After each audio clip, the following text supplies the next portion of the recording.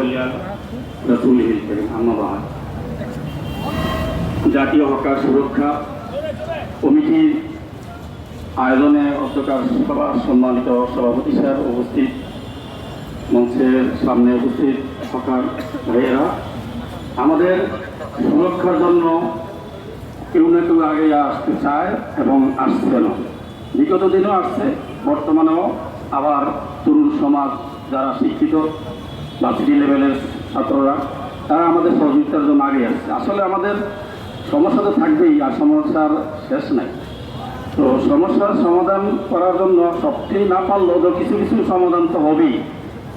আমরা বিগত দিন থেকে বেশ বছর থেকে এখানে একটা কাজের মানে উৎস তৈরি করে নিজেরা কাজ করতেছি, যাহা দিয়ে আমাদের সংসার চলে, ছেলে সন্তান লেখাপড়া করে, স্ত্রী পুত্র সবাই এর উপরে নির্ভরশীল।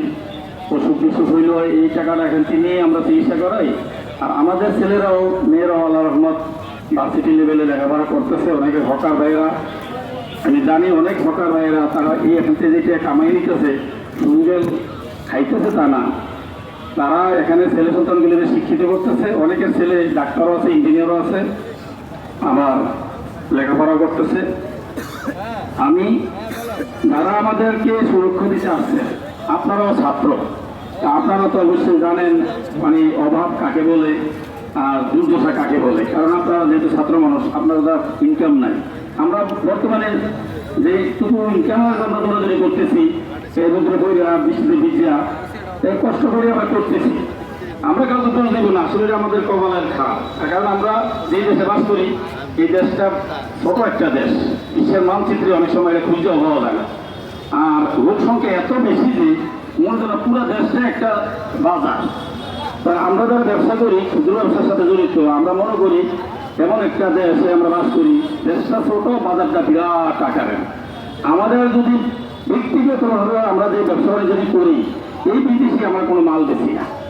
বাংলাদেশের প্রোডাক্টগুলাই উৎপাদন করা, যারা ম্যানুফ্যাকচারিংয়ে কাজ করে শ্রমিকরা উৎপাদন করে, ওই মালগুলোই আমরা মার্কেট থেকে কিনে এনে ফুটপাতে রাস্তায় বসে বসে বিক্রি করি।